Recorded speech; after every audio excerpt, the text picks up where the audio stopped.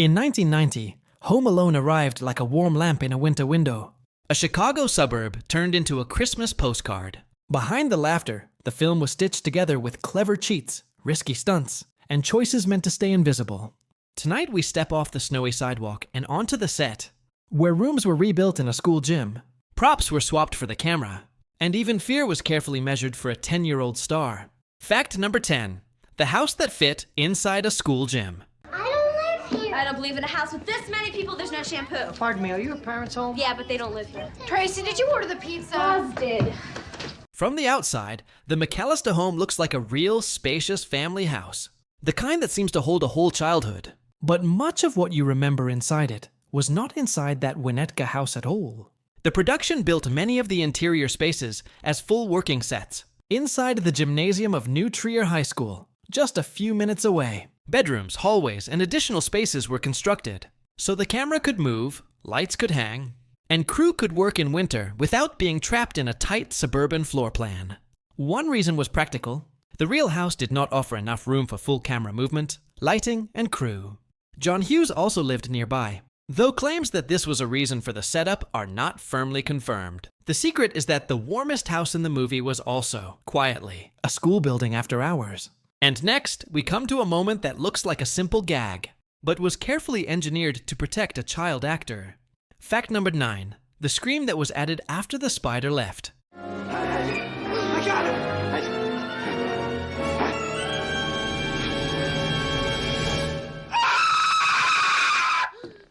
That tarantula scene feels like pure panic. Kevin drops the spider, Marv's eyes go wide, and the scream seems to lift the ceiling. But on the day they filmed it, Daniel Stern did not actually scream during the take. The spider was real. And Stern later recalled working with a tarantula handler on set. So he performed the moment in silence. Mouth open, body shaking. Fear played with his eyes instead of his voice. The scream was added later in post-production, carefully matched to the silent take. Stern later said that famous scream was an homage to the shower scene in Psycho. It is a secret you can feel once you know it. Movie fear controlled. Real life risk softened. And next, we come to another trick, where the pain looks brutal, but the prop was built to lie. Fact number 8. The mouth that was never allowed to land. Joe Pesci could be intimidating, even when he was being funny. On this film, he had to rein in the kind of full profanity he was known for, especially with young Macaulay Culkin on set.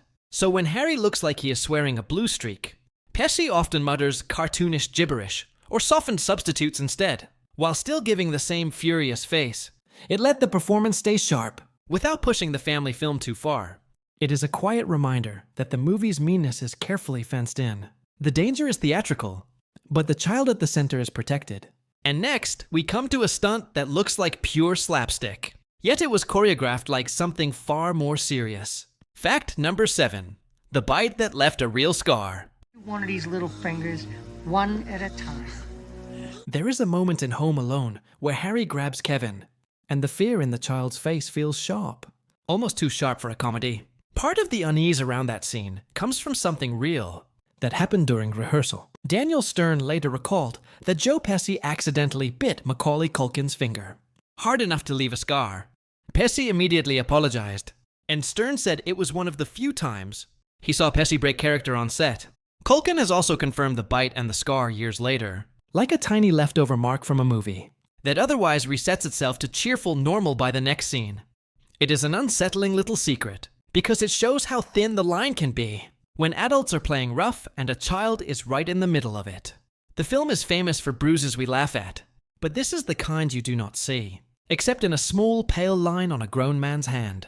And next, we stay with pain. But this time, it is the kind the crew built on purpose, carefully, so it could look brutal without truly being. Fact number 6, John Candy's one-day miracle.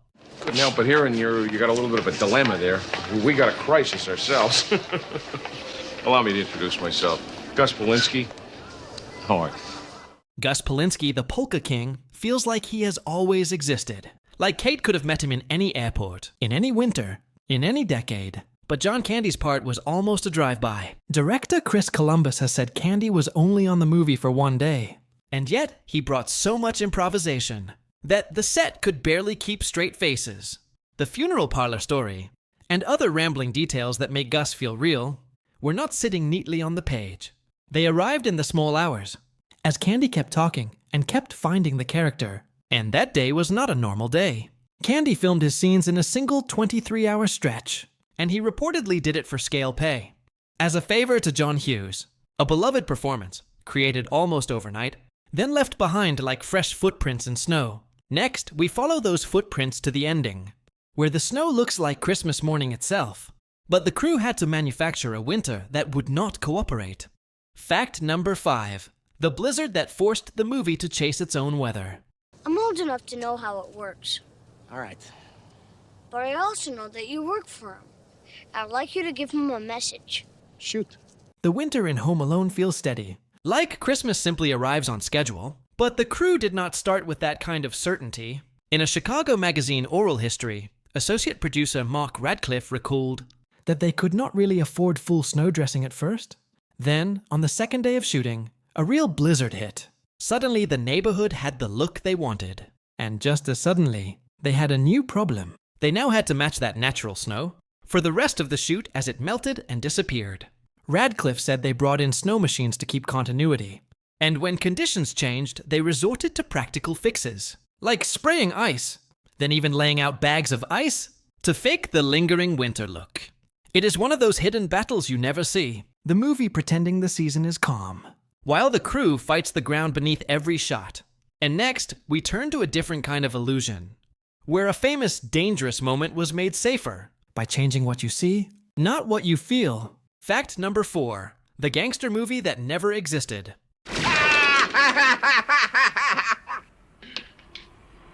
Keep the change, you filthy animal. Mom! When Kevin drops the needle and a tough voice growls, "Keep the change, you filthy animal." Keep the change, you filthy animal. It feels like an old Warner Bros. Picture your parents might have seen. The lighting is perfect. The line is unforgettable. And for years, many viewers assumed it was a real black and white film. It was not. Angels with Filthy Souls was created just for Home Alone. A little counterfeit classic made to look like it had been sitting on a shelf for decades. The crew shot that short scene at the beginning of production, using the abandoned New Trier West High School campus, then dressed it with details like Venetian blinds to sell the film noir mood. And the inspiration was loving, not lazy. It borrowed the flavor of the real 1938 crime film Angels with Dirty Faces, then invented its own dialogue and rhythm, so it could fit Kevin's world like a glove. It is one of the movie's quietest tricks. A fake memory planted inside a Christmas comedy. So convincing it became a memory for millions anyway. Next, we look at another trick, where the danger feels real, but the camera is doing most of the work. Fact number 3. The iron that was filmed like a near miss.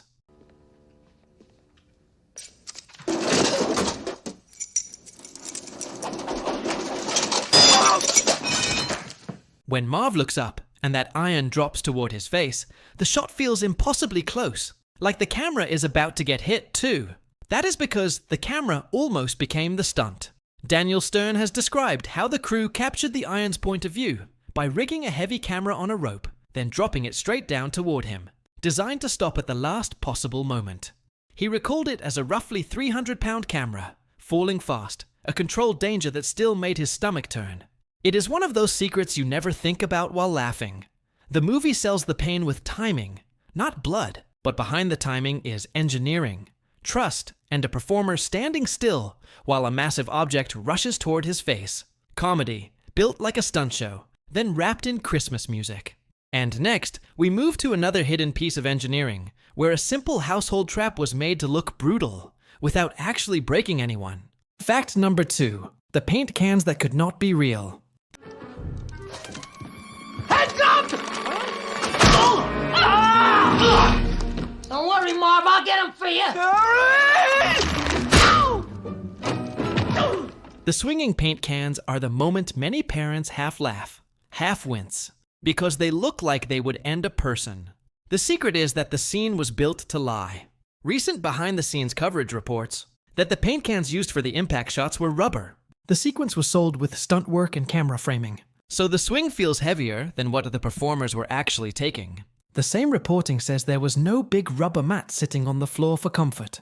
which meant the safety came from choreography, hidden pads, and performers who knew how to fall on stairs, without letting a shoulder or neck take the load. It is old-fashioned stunt work, closer to dance than violence. Everyone counting beats, trusting each other, then letting the audience gasp and laugh in the same breath. Next, for fact 1, we come to the most delicate secret of all. How the film kept a child's fear believable, without letting it become real. Fact number 1, the burglar who stayed away. So the fear stayed real. For a movie that feels so safe, there was one small, careful trick used to keep Kevin's fear honest. Joe Pesci knew that if he became friendly with Macaulay Culkin between takes, the menace might evaporate the moment the camera rolled. So Pesci chose distance. Reports on the production describe him intentionally avoiding Culkin off camera, so the boy would keep a natural edge around him, the way a child does around a grown-up he cannot quite read. That choice was not cruelty, it was craft, aimed at protecting the performance, without pushing the child into anything unsafe. And when a scene required harsh language, Pesci also softened what he said aloud, using clean substitutes, while keeping the same furious face. The result is a strange kind of gentleness hidden inside intimidation. The film lets Kevin look genuinely frightened, then lets us laugh when the danger turns clumsy. And now, with these secrets in hand, we can step back and see what they add up to. When the last snow settles, what remains is not the traps or the bruises.